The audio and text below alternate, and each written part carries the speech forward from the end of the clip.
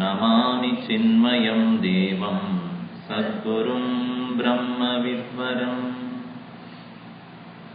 प्रातस्मरामि हृदि संस्फुरतात्मतत्त्वम् सच्चित्सुखं परमहंसगतिं तुरीयम् यत्स्वप्नजागरसुषुप्तमवैधि नित्यम् तद्ब्रह्मनिष्कलमहं न च भूतसङ्गः।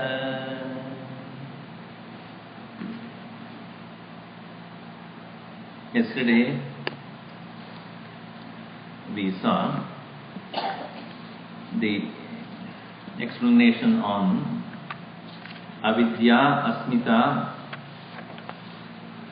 raga, dvesha and abhinivesha. The 5 kleshas and what they really mean, especially abhinivesha, the fear of death, what it really means, and also how it is proved by that the mind is not born along with the body. Mind has to be of a beginningless origin, as just like the Prakriti also. For the fear of death, which is naturally there in every living being, and it is caused by the previous experience only.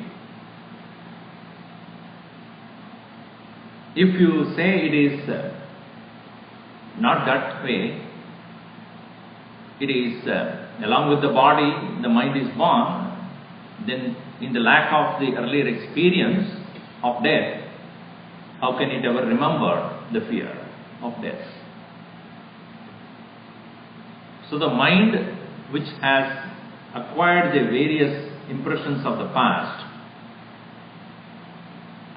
that's what is referred as samskar.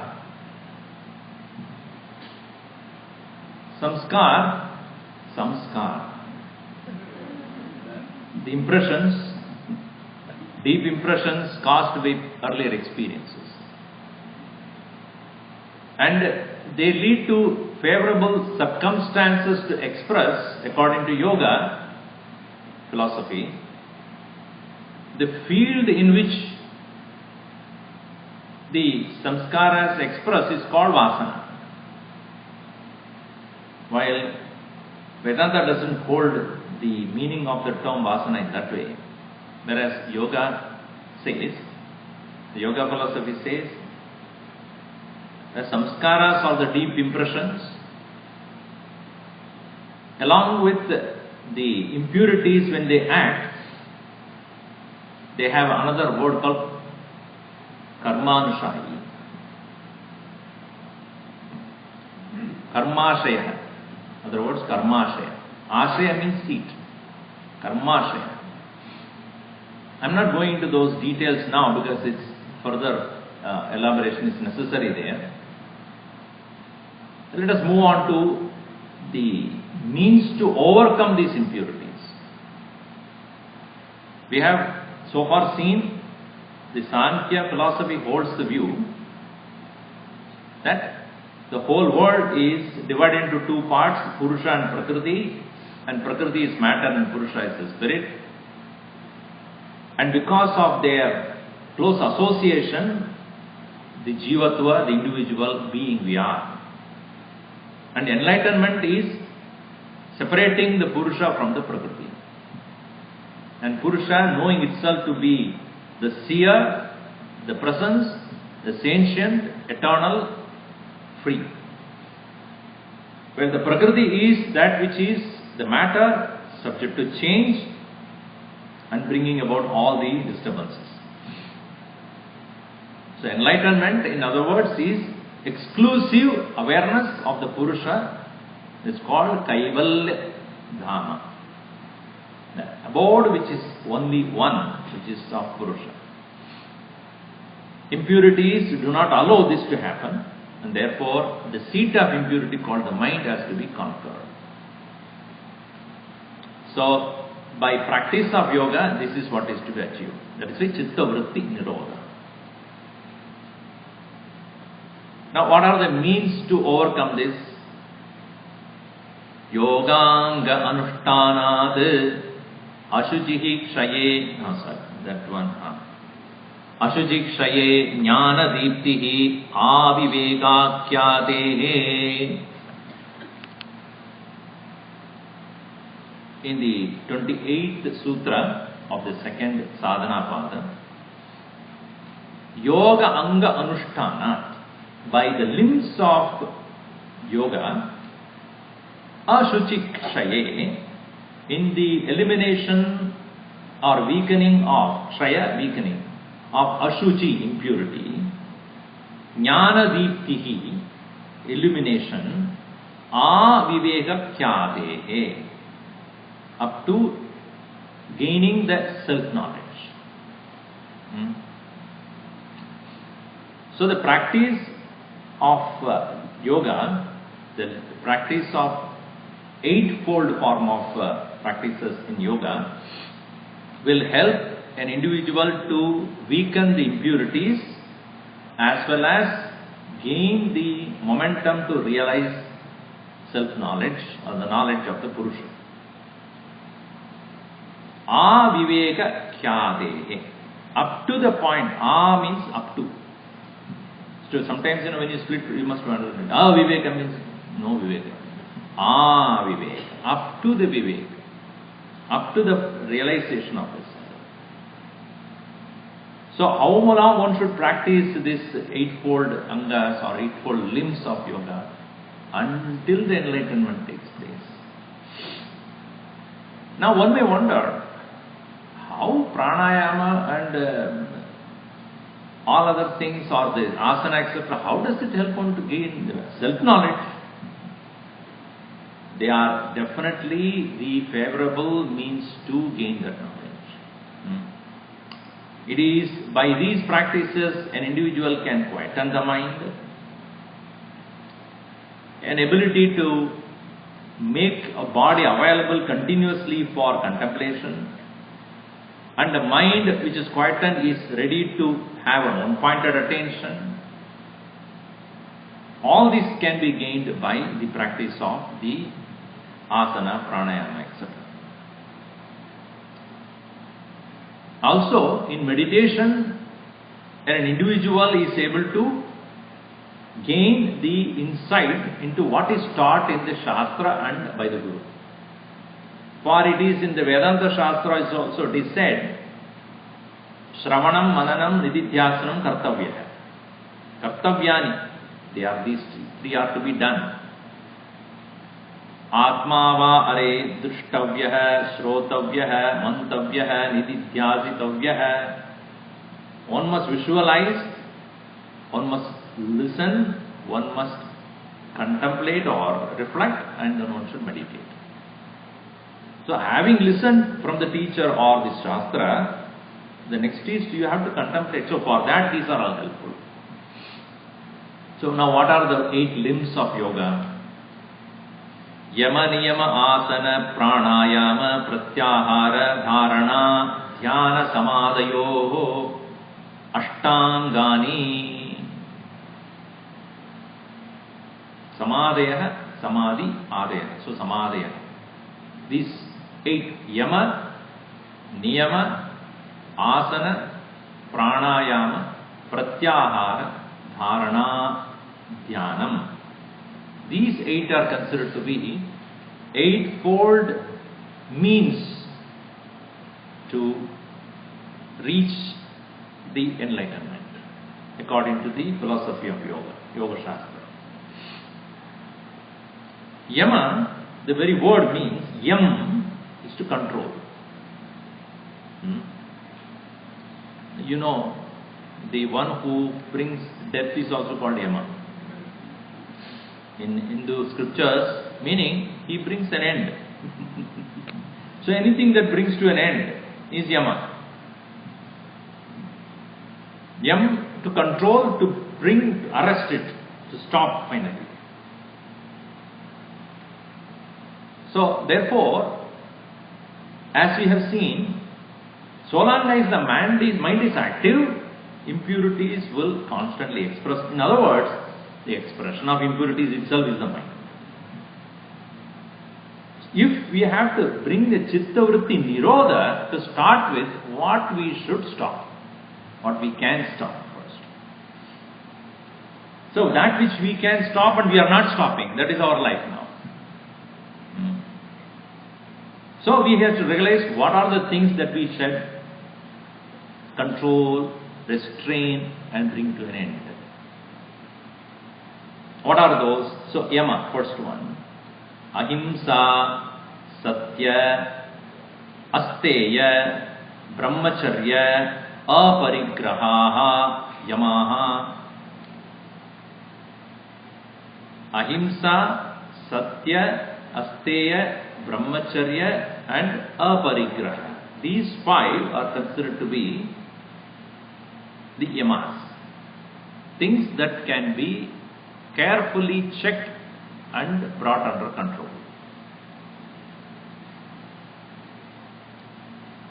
First one is Ahimsa. Himsa means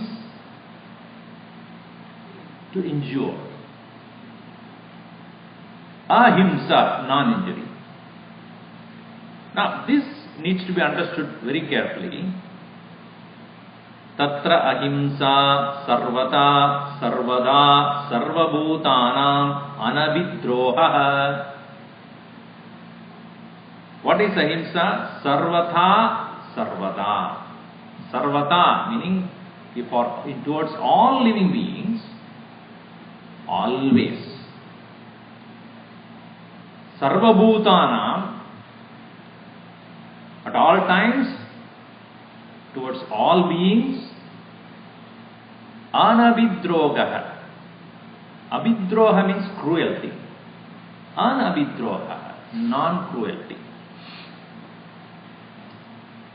So, see, killing or hurting a person is physical. But even speech can hurt others. Or even thought can hurt others. We may think that, oh, I'm thinking, how this other person does not know. I may be thinking ill of another person. But unless I express by speech or action, you may think that it does not have result. No, it has. At least not for the person, for you. By thinking ill of someone, you are hurting actually yourself. Because that kind of thought pattern starts happening in you. And very often we would also know that when you have enmity or anger or frustration, jealousy about a person, and you don't tell anybody and you keep it to yourself, and you may think that nobody knows it, and it will definitely happen when somebody else who talks about the same, I also think the same way. That person is not good. I also know it. See, it becomes unexpressed. So, some circumstances in which very conducive, or people who are of a similar idea when you are in their company, will come out.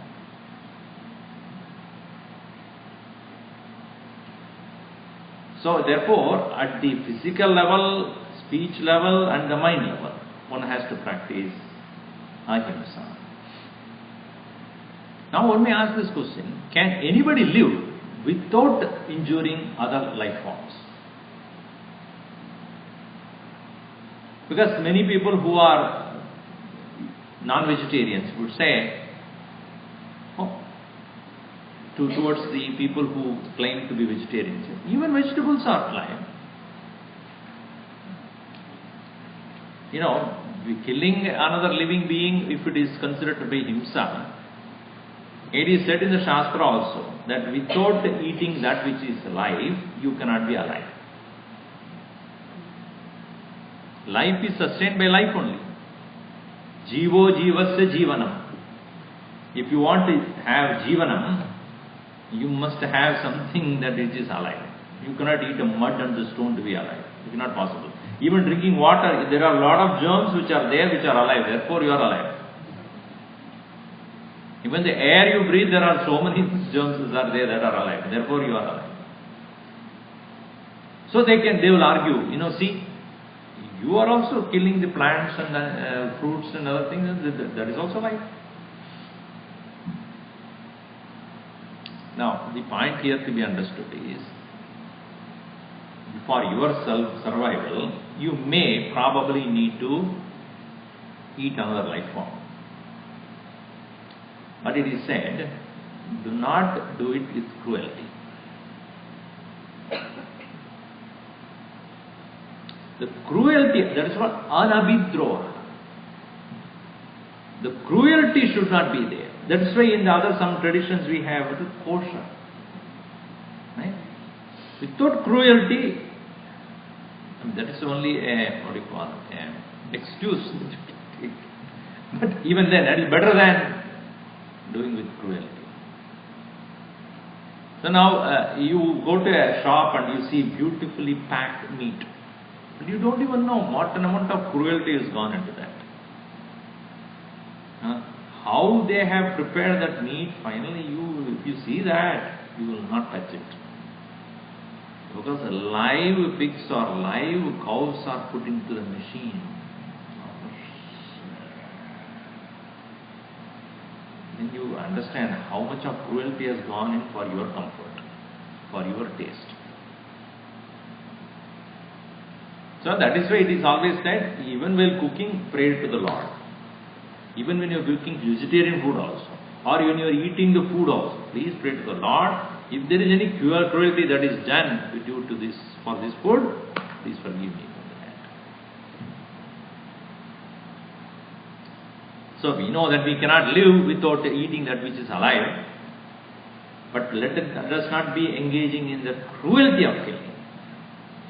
So that is why yogis, they have said, even when their life is in danger, they don't kill, they will only act in such a way to frighten the animals so that they won't come to them. Not killing them. Anyway, so that is ahimsa. At the physical level, no cruelty in action. At the mind level and speech level also. As yesterday also said, anudvekakaram vakyam satyam priyahitam chayat swadhyaya abhyasanam cheva vangmayam tapa uchate. So there the speech austerity is where even at the speech level, do not injure anybody or be violent. Okay. What is satyam next? Yatartham vangmanase yata drushtam yata numitam yata shrutam tata vangmanascha iti. Saying what is seen, heard only. Saying and thinking what is seen, it can be inferred or heard. Seen, inferred or heard. These three. Yata anumidam, inferred. Yata drishtam, what is seen. Yata shrutam, what is heard. These are the three sources of your knowledge. What you saw, what you heard, what you interpret by looking at something as something else. So you saw smoke, so obviously somebody is smoking. Some fire should be there, otherwise smoke won't be there. So by perceptual knowledge leading to inferential knowledge, you say that it must be smoking, some fire should be there. That is, even though you don't see it, but you know it. In other words, speak only facts, not fictions. I think so, my opinion, I believe. Do not jump to conclusions by having half-baked information or half knowledge. And another important thing is, speak only when it is needed. Because it is said, men of wisdom, usually they are silent. Men of wisdom, usually they are quiet. Because they know they need to speak only when it is needed. Because they have something to say. Men of wisdom speak, they have something to say. Others, because they have to say something. That is the difference. Men of wisdom say because they have something to say. Others, because they have to say something. So, it is necessary that one must know, will my participation here, speaking here, will be of any use to anybody? Is of any benefit? I am adding any more information to this, or this is confusion? If it is confusion, be quiet. So that is, Maunam is also included here in Satyam. Satyameva jayate nanrudam, it is said in the Upanishad. Truth alone wins, not the untruth. Now, first he said, speak only the fact, not the fiction. Speak only when it is needed. Never speak about that about which you have only half information. You know what happens? By saying the half which you say, other half not saying, you are creating a lot of doubts in others' minds. You know what happened to him? What happened? I don't know. Then that person starts saying, what happened? Half information don't give. Either you full information or I don't know. Because it becomes a cause of gossip otherwise. I heard so, but I don't know. This kind of things. You know. If you don't know, please don't say.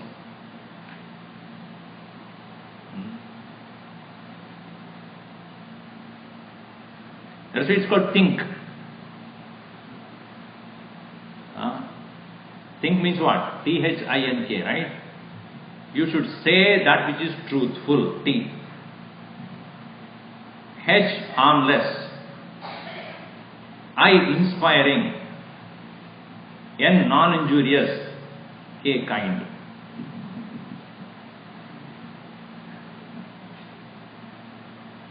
That which is truth, harmless, inspiring, that means it inspires others, not injurious, non-violent, and then kind. That's why think before you speak. So that is Satyam. Yatarte vangmanase yatadrishtam yadanubidam yadashrutam vangmanasasteti. Next, steyam. What is asteyam? Non-stealing. Steyam ashatrapurvakam dravyanam paradaha swikaranam tat pratishetaha punaha aspruharupam asteyam. Aspruharupam. Spruha means a deep, strong inclination about things, about to possess. So, steya means to steal. Steyam ashastra purvakam dravyanam parataha. Parataha dravyanam svikranam. Somebody else's property that you try to own which is illegal. Ashastra purvakam, which is first of all not yours, and it is not legal to own it. And that also does not belong to you, and you try to possess that. That is called steyam. At the mind level, you should not even think about it. That's what aspruharupam asteyam. Not even in your mind you should think of possessing it. That is why in the Ishavasya Upanishad it is said, first verse, Ishavasyamidakam sarvam yatkinja jagatyam jagat tena tyaktena vunchitaha ma gruda kasya svit dhanam. Don't covet anybody else's wealth. Don't try to own what belongs to somebody else. In fact, this whole world does not, nothing in this world actually belongs to us. Because it was there before you came. How do you say you own it? I bought it. Bought it means what? Somebody else had it and you got it now. That's all it is. And after some time it goes to somebody else. Nothing is yours. Because Ishavasya Midagam Sarvam. That is the whole point there in that Upanishad. It is all the Lord's. Who owns it here? If you can understand that everything belongs to God, then you are only a servant. You are only a trustee. What is a trustee? You are being given you are trusted and therefore it is given to you. You don't own it. If I have given you something and I say 10 days later I will come and take it, and after some 10 days when I come and then he says I am the owner, then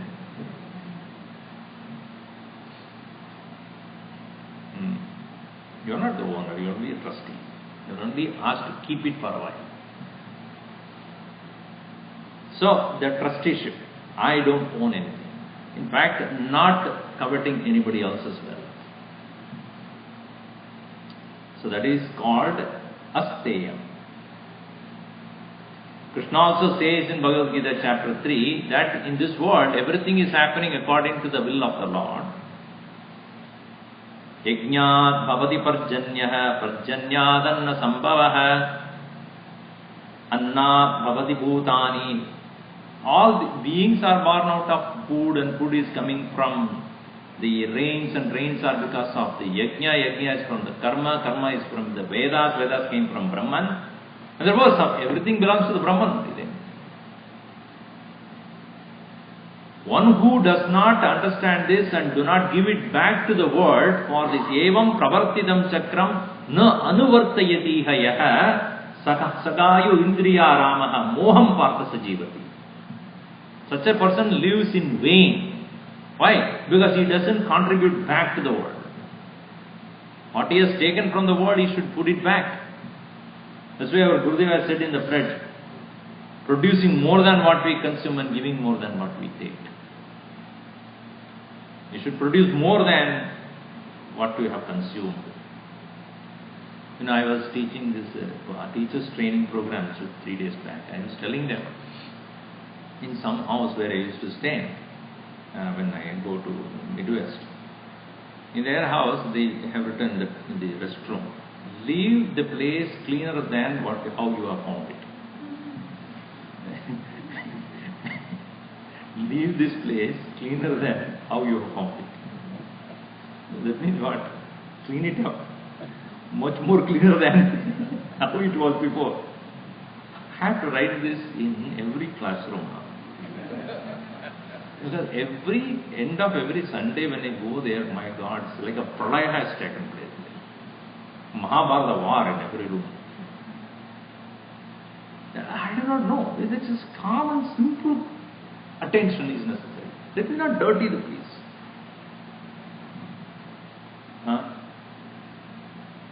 When I am living in a place, it should be at least it look clean. It's good. Even if it is not clean, at least let it make the appearance of it. If it is already clean, don't add dirt to it. So that's what, so you must, this world that we have acquired is not inherited from our ancestors, we have borrowed it from our children. You have the responsibility to put it back in a better fashion.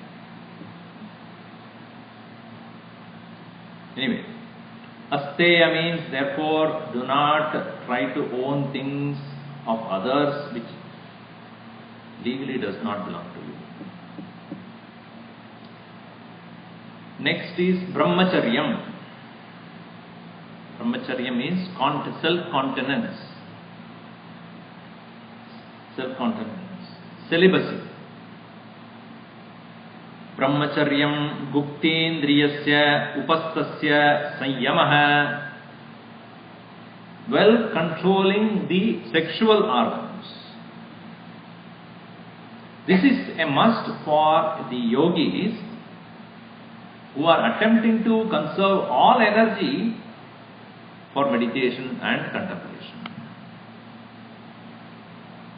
For a grihastha, will it be applicable or not? It is, but apply as much restraint as possible. And restrain all activities which would create such an urge. That where brahmacharya includes moderation in eating. Eating, Gurudev used to say, in eating means eating through all the senses. Not only by the mouth, but eyes, ears, nose, tongue, skin. All these indriyas which are actually eating the world. By eyes I am eating the colors and forms and shapes. By the ears I am eating all the sounds. By nose I am eating all these smells. Eating means consuming. So moderation in all consumptions. Especially eating. Because that is one thing is very difficult to control. You know why? Because that is the only active organ when you are in the stomach of your mouth.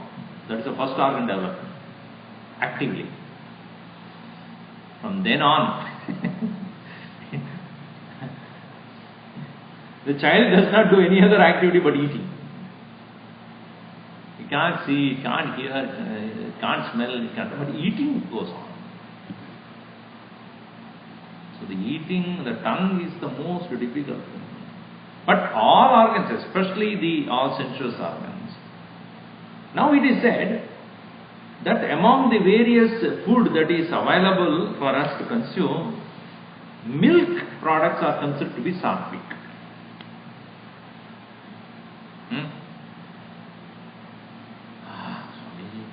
I know, Krishna also likes butter. No doubt. Milk, butter, these are all considered to be sattvic. But I tell you one thing, that is very dangerous for yogis. So one must realize that.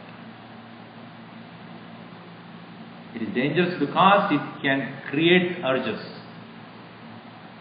One has to be very careful about milk and milk products, even though it is sattvic, but for yogi it is not acceptable. So, one must be moderate in all food. Because it is animalistic tendency is there in the animal product. Please understand why I am saying that. If you take a vegetable, you take any other thing, it is born out of the earth. But milk has got emotional element in it. Includes meat also. Of course, milk, which is vegetarian, I am talking about. In fact, if you say vegetarian, you should not have any meat product because it's not vegetarian.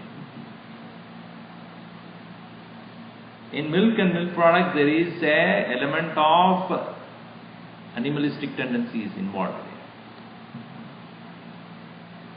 So, by drinking that, there is necessarily a certain amount of sensuous urges which is animalistic by nature will happen. So, moderation in the consumption of dairy products also is necessary. That is, if one... See, what happens is many people ask this question, is this restriction has to be followed by everybody? Now, I would say, you watch yourself. That's the best thing. What diet I should eat, who will tell me? Even if there is a personal physician or somebody who they know about my body, etc. Even if they say so, but when I start observing, that is the best. I know by observing, I ate this, how is my mind? So that will happen only when you sit for meditation and start observing what food causes what kind of an issue in your mind. Physically it may be okay, but your mind gets disturbed when you know, this food is not right for me. So best is self-observation. So that is brahmacharyam, which anything that can push an individual towards sensuousness. Any activity, any association, or any kind of perception or any kind of consumption that can disturb the mind, forcing it to engage in sensuousness, should be observed, checked, and brought under control. That is brahmacharya. Vedanta says, Brahmani charati iti brahmacharya. Brahmacharya means where an individual is able to maintain continuous contemplation upon Brahman. That is. Now, aparigraha, non-possession. Next one, the fifth one, in the Yama. Vishayanam, arjana, rakshana, kshaya, sanga, himsa, dosha darshanat, asvikaranam, aparigraha. Aparigraha means non-possession. So one might say, oh, that means that you should not possess anything over that. What do we live with? Gurudev used to say, let your possession not possess you. The moment you know that it started possessing you, then you should know that. But here, Vyasa, when he writes the commentary, he says, Vishayanam, of the objects, Arjanam, Rakshanam. Arjanam means to acquire, to procure. Rakshanam is to preserve. Kshaya means to spend. Sangha means association. All of them creates himsa, pain.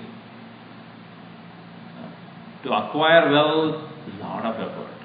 To preserve wealth, more. And spending, you cry. To acquire wealth is so much of effort. And you preserve, and somebody else is spending like as nobody's business. I work so hard, sweat and toil, and you spend it like this. For what purpose then you have acquired the wealth? Spend only. So, Arjana, Rakshana, and Kshaya. And Sangha, and to keep thinking about it also. This himsa, dosha darshana. When one sees the defective aspect of this, aparigraha. One understands, less possession is better. The more you possess, the more and more and more and more the mind is occupied with it. Today, you just go home and open your wardrobe and see.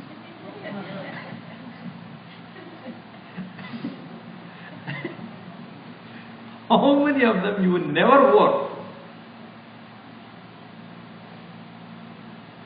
It looks like a warehouse. Including me. I'm not exempted. Every time I open this, my God, why am I having so many clothes here, which I don't wear? People, anything they see orange, they think of me. I just don't know. Today I received one by mail. Sorry, if they are watching, I have to tell them, thanks for what you say. I'm not saying thank you for that. But I received today a package. I opened the, what do you call that? Head, monkey cat, orange monkey cat. So sent me saying that Swamiji, we thought of sending you something, but I know that this is what I can send you by post. And there's some pictures also about me wearing that in Kailash Yatra. Thanks for that. But then, the problem is I can't give it to anybody. They said, Swamiji, rather than this color, any other thing you give it. It's beautiful. It's for you only. You're from Orange County, you keep it. Anyway. The thing is, how many things that we go on and on and on and on, possessive. So, one must recognize that what is necessary to sustain this physical body and any other practice, that much is sufficient. Slowly. Get rid of anything that hangs on to you. So, non-possessiveness, aparigraha. So, these are all called yamas. Ahimsa, asteya, ahimsa, satya, asteya, brahmacharyam and aparigraha. These are all called yamas. That is non-injury, truthfulness, non-stealing, celibacy and non-possessiveness. These are all yamas. Now niyamas. The very word niyama means you practice as a discipline. Niyam. Shauch, that is to be done on a daily basis. The other one on occasion, this one regularly, daily basis. One has to make sure that this is to be done positively. Santosha, Shaucha, Santosha, Tapa, Swadhyaya, Ishvara Pranidhanani, Niyamaha, on a daily basis. Contentment, first one is purity, cleanliness.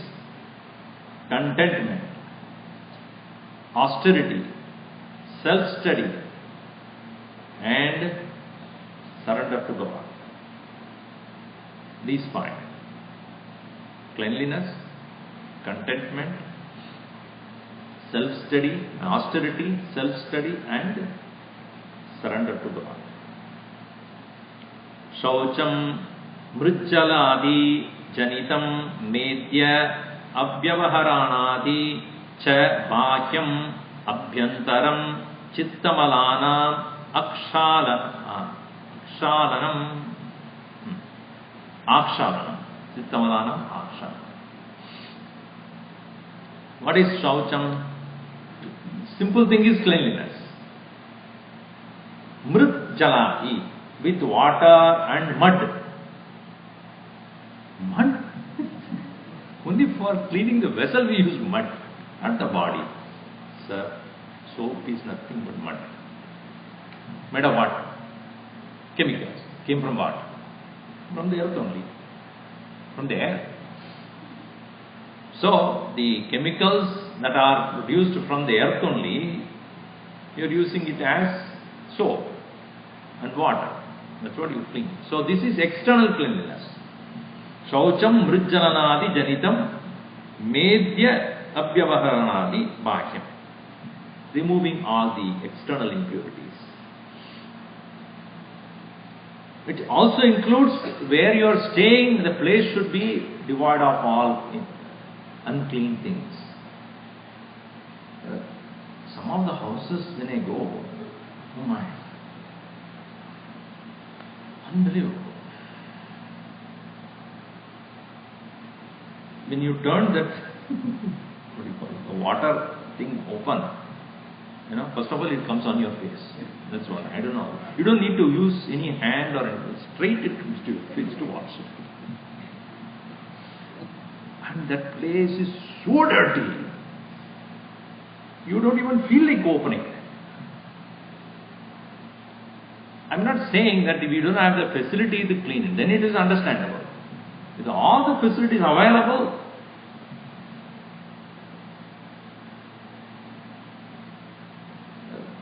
and some houses, because I visit every time, I have so many houses to visit and stay. That's why I have more and more experience. I don't know how many of you go to somebody else's place to stay. Every other week I go and stay. And then I have so many experiences. You open the, what do you call it, shower. First the yellow color comes. Because that's a guest room, they never used it.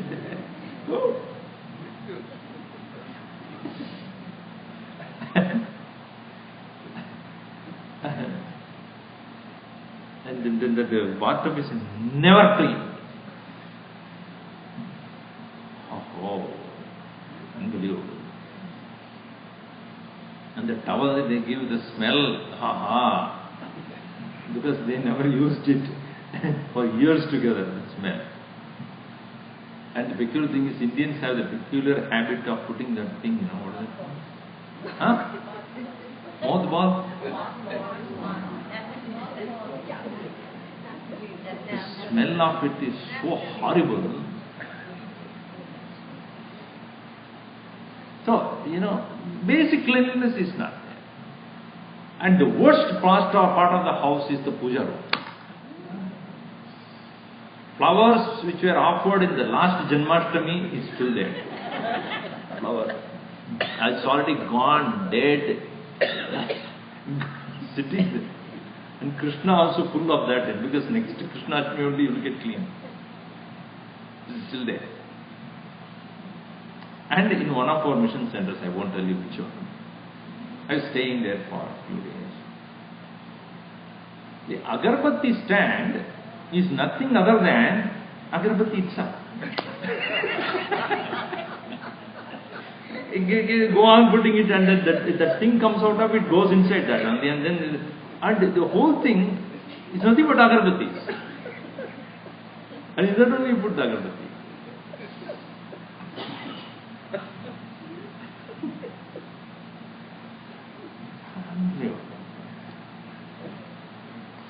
And the lamps look black, green, black, whatever color.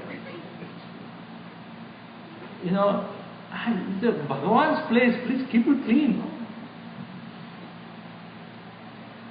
And many of the South Indians have the peculiar habit of this Karpura Arti. Everywhere it is black. And because, it is nothing but a chemical disease, so everywhere it is black. And there's supposed to be silver at Uttara, what do you call that? Panchapatra. What a color it is, oh my God. It takes at least next to 10 days to clean it. Whew. So, basic cleanliness is like, see, as much as the cleanliness is necessary inside as well as outside also, it only shows that you don't care. The carelessness. See, if so careless you are about the external things that you use on a daily basis, what is there here?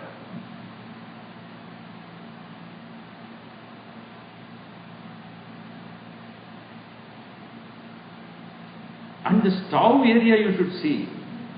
The matchbox, you can collect at least 3,000, 4,000 matchsticks from the surrounding of the stove. Stuck is there only. Here also people do. I get very upset about it. Lamp they light and then put it in the lamp only, the stick. What stupidity! And the lamp is full of sticks. And if you take that ghee, it's like a sticky. All the oil there. So, Shaucha is awareness about cleanliness, first of all.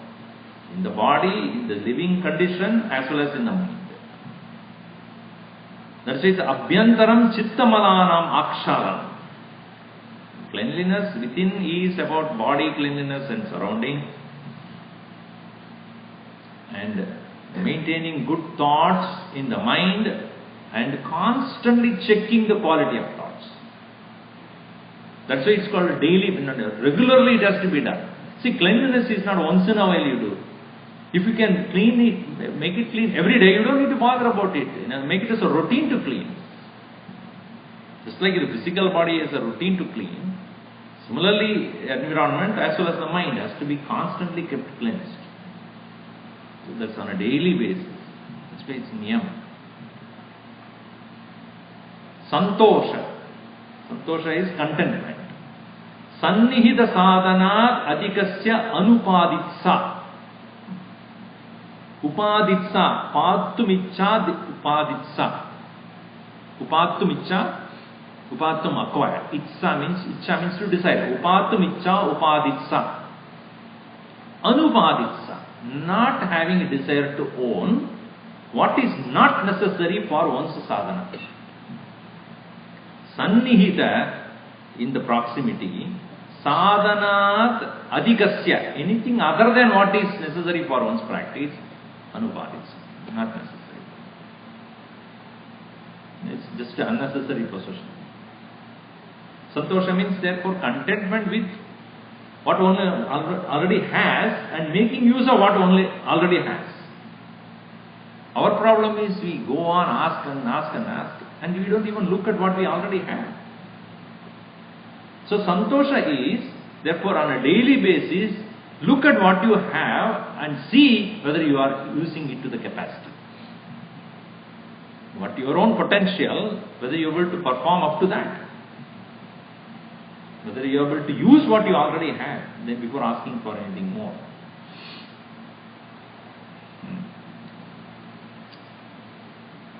That is why I read a beautiful statement which I remember. Be content with what you have, but never be content with who you are or what you are. That can be constantly improved. But what we do the opposite. What we do have, what we are, I am what I am. Please accept me as I am. But I want everything. This is the opposite. I don't want anything, let me work on myself.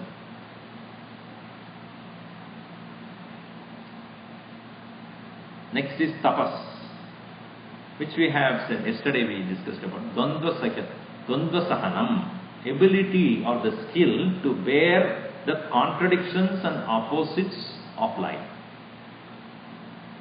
Joy, sorrow, success, failure, cold, heat. These things will come and don't complain. So tapas is an ability to bear the pairs of opposites that come into one's life unasked.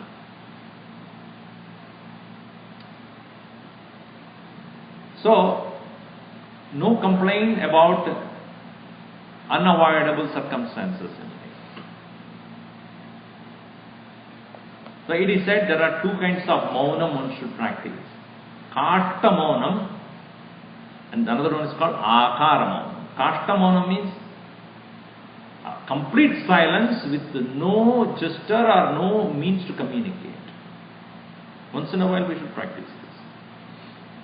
There are some people who practice akara mauna where they may not say but they can gesture by the indication.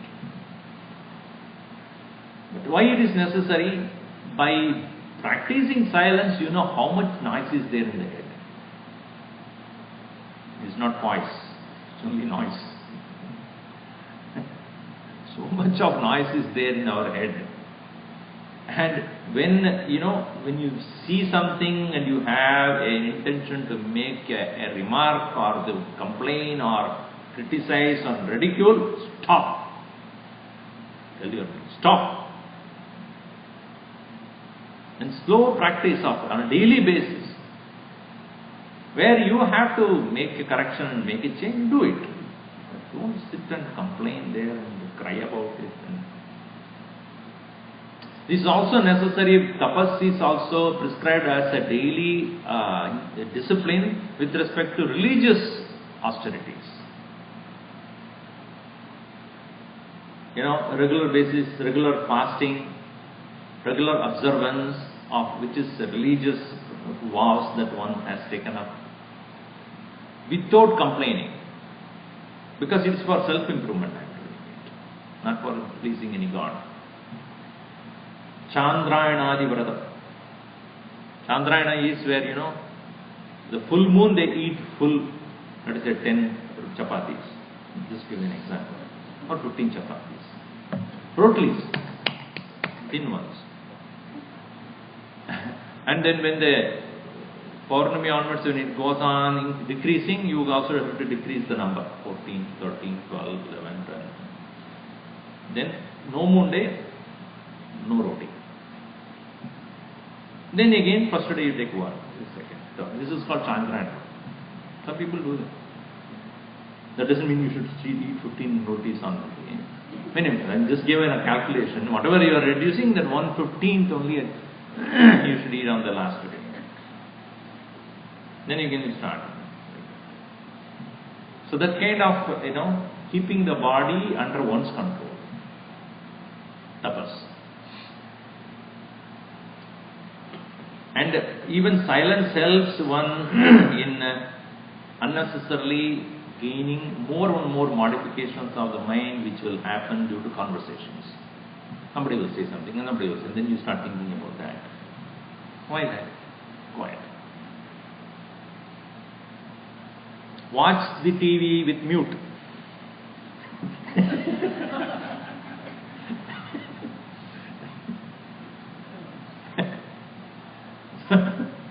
So news also.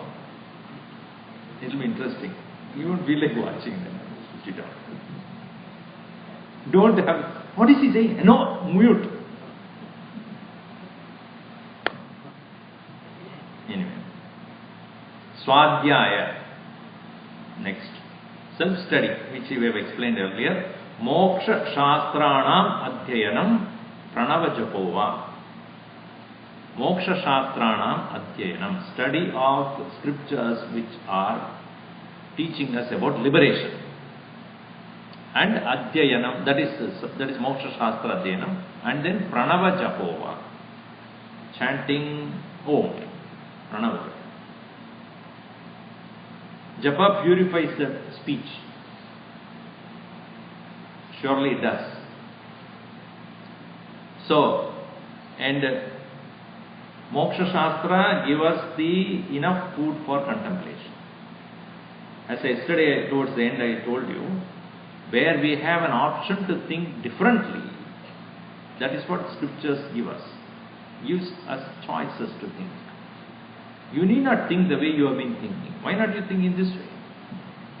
It gives you a different perception of life, view of life.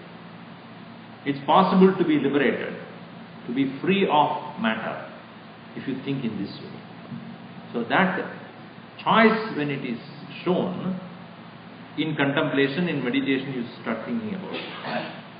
If that input is not given, there is no choice but to think the way you have been thinking. So Swadhyaya helps in that. Ishvara Pranidhanam. Next.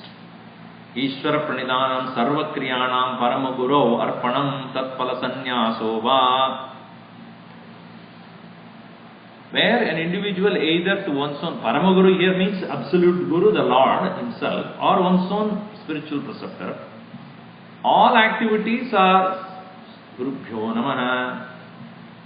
So offering ever to the feet of the teacher who has taught us the highest knowledge, or whichever form of God.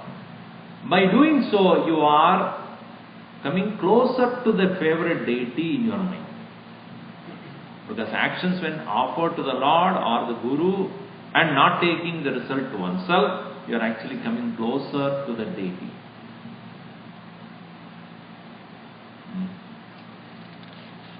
So that is what is the benefit of the Ishvara Pranidhana, surrender to the Lord.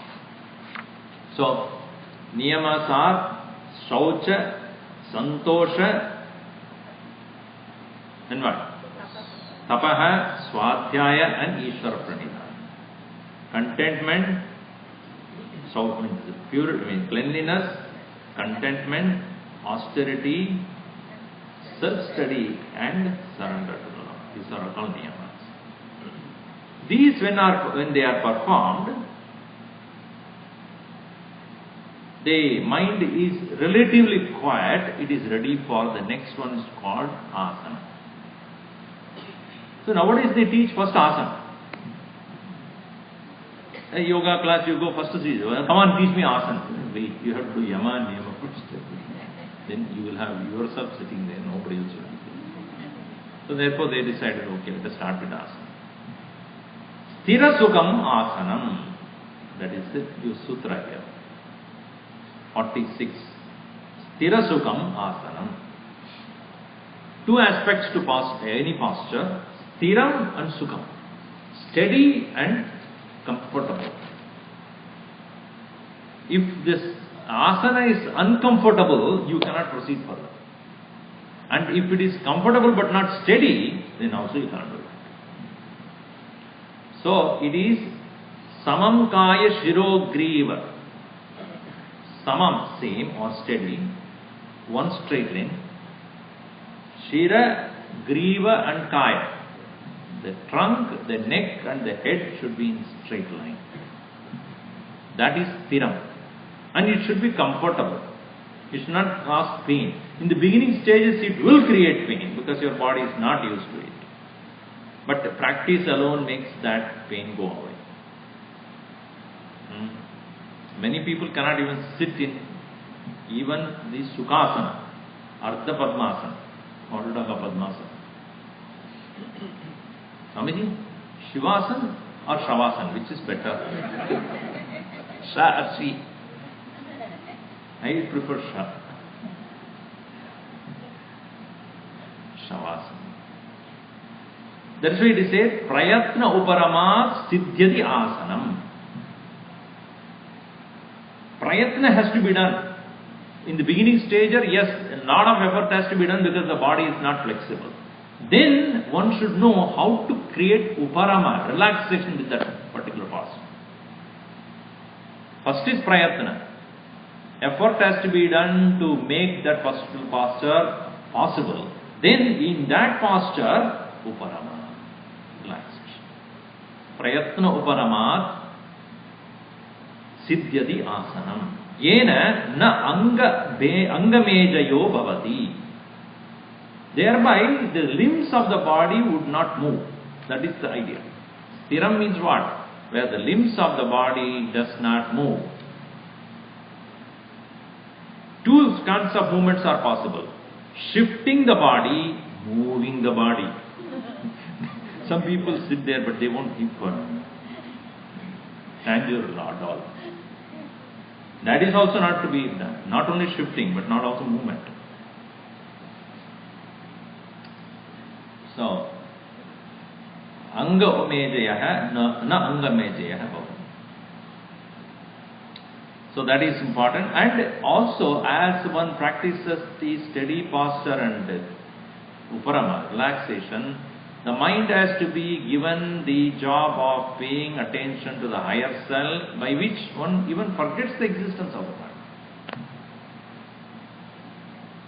So when the mind's attention is one-pointedly upon the Lord or upon the object of meditation, one doesn't even know that this physical body is there.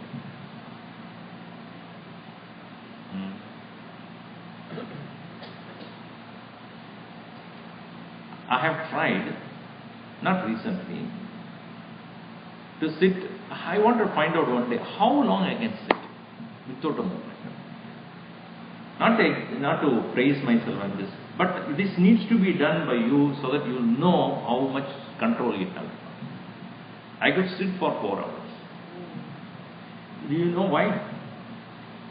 On every Ramanavami time, the cultural shows take place here. 6 hours without movement. Because every child performs 2-3 minutes and I cannot even go to the restroom. I have to be there. So, it has been I've been made to practice this. No going to the restroom, nothing for 6 hours. But I try to sit in the same posture without movement at least 4 hours.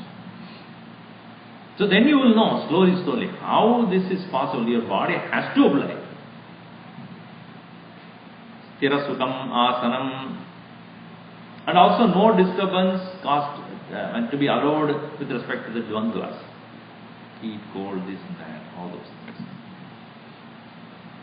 So object of contemplation is very important.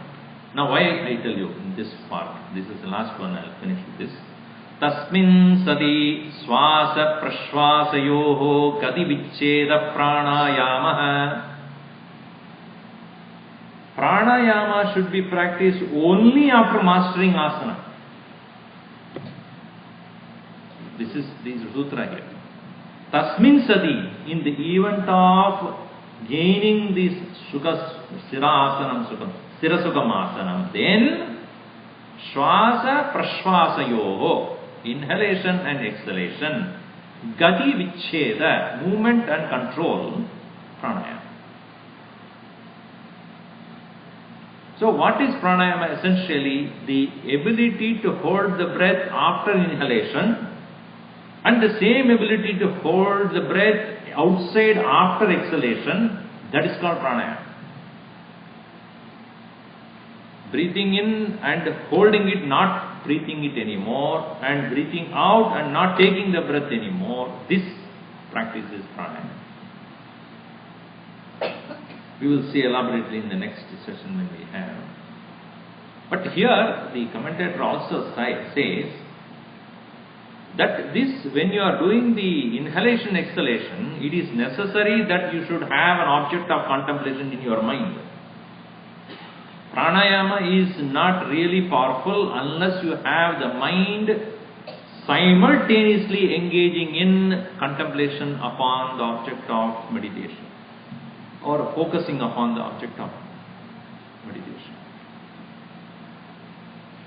So while inhaling, you must have that object of contemplation in your mind, and when you're holding, when the breathing is not taking place, mind comes to an end, meaning mind becomes thinner.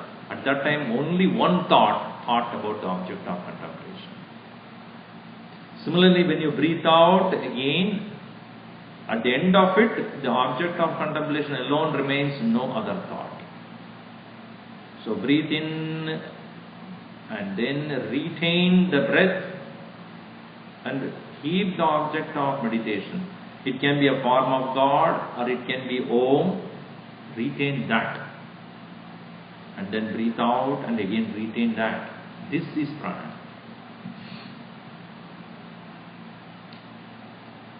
Pranasya ayamanam pranayama. So these are, we have seen yama, niyama, asana, pranayama. Out of 8 we have seen 4. So we'll see the next 4. Until then you practice. Yama, niyama. What are yamas? Don't look at the book. Ahimsa, Satya, Asteya, Brahmacharya and Aparigraha. Niyamas are Shaucham, Santosha, Tapaha, Swadhyaya and Ishwara. Sthira Sukham Asana. Swasa, Vishwasa, Gati Vichcheda, that is pranayama. Om Sarve Bhavantu Sukhinah, Sarve Santu Niramayaha, Sarve Bhadrani Pashyantu, Ma Kasyat Dukkha Bhat Bhavet. Om Shanti Shanti Shanti. Hari Om Sri Guru Bhyo Namaha. Hari Om.